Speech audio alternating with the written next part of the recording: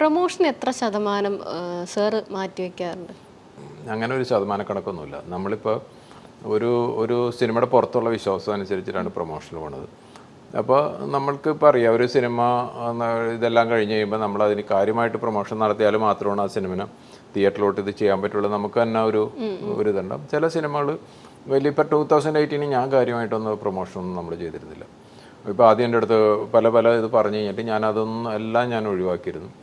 ഞാൻ ഈ പറയുന്ന 2008 ആണെങ്കിലും മാളികപ്പുറം എന്താണെങ്കിൽ രേഖാചിത്രം ഒന്നും ദുബായിൽ ഒരാളെ പോലും, ദുബായിലാണ് സാധാരണ പോണത്, അല്ലെങ്കിൽ ഖത്തറിലാണ് പോണത് ഇതിൻ്റെ പ്രൊമോഷന് വേണ്ടി, ആരും ഞാൻ കൊണ്ടുപോകാറില്ല. എല്ലാവരോടും ഞാൻ പറയാറുണ്ട്, സിനിമ സക്സസ് ആയി കഴിഞ്ഞിട്ടുണ്ടെങ്കിൽ ഡെഫിനറ്റ്ലി നിങ്ങൾക്ക് ദുബായിൽ വരാം, ഞാനൊരു സക്സസ്. ഇപ്പോൾ ഈ രേഖാചിത്രത്തിൻ്റെ കഴിഞ്ഞ 22nd ആയിരുന്നു, എല്ലാവരും വന്നിട്ടുണ്ടായിരുന്നു, നമ്മളവിടെ വെച്ചിട്ട് ആഘോഷിച്ച്. അതെന്താ വെച്ചിട്ടുണ്ടെങ്കിൽ ഓൾറെഡി അത് പ്രൂവ് ചെയ്ത് കഴിഞ്ഞ്, അത് ഇത്ര ഓടി ഇത്ര പൈസ കളക്ട് ചെയ്ത് പൈസ എൻ്റെ കയ്യിൽ വന്നു. അതിൽ നിന്നൊരു ചെറിയൊരു പൈസ എടുത്തു കഴിഞ്ഞിട്ട് അവരുടെ ഒരു സന്തോഷത്തിന് വേണ്ടി ചിലവാക്കുന്നു. മറ്റത് അങ്ങനെയല്ല, ഇത്രയധികം പൈസ ഇവിടെ ചിലവാക്കി ഇതെല്ലാം കഴിഞ്ഞ് കഴിഞ്ഞിട്ട് ഇവരെ ദുബായി കൊണ്ടുവന്നിട്ട് പ്രൊമോഷൻ നടത്തി നാളെ സിനിമ അടപടലം പൊട്ടിക്കഴിഞ്ഞാൽ ആ പൈസ എൻ്റെ കയ്യിൽ നിന്ന് പോകും. ഇവർ വന്ന് തിരിച്ചു വരുമ്പോൾ എന്തായാലും ഒരു 10-20 ലക്ഷം രൂപയുടെ ചിലവാണ്, ടിക്കറ്റ്, ഒരു കാര്യങ്ങൾ ഇതൊക്കെ ആയിട്ട്. അപ്പോൾ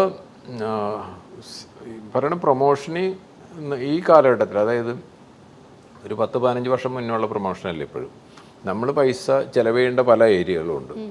അവിടെ എല്ലാം കറക്റ്റായിട്ട് ഇത് ചെയ്ത് കഴിഞ്ഞിട്ടാണ്. അപ്പോൾ അത് സാധാരണ ഒരു ബഡ്ജറ്റ് അനുസരിച്ചാണ്. ഇപ്പോൾ ഒരു 10 കോടിയുടെ ഒരു സിനിമയൊക്കെ ഉണ്ടെന്നുണ്ടെങ്കിൽ എൻ്റെ ഒരു കണക്കനുസരിച്ച് എന്ന് പറഞ്ഞിട്ടുണ്ടെങ്കിൽ ഒരു 70-75 lakhs ആ രീതിയിലാണ്.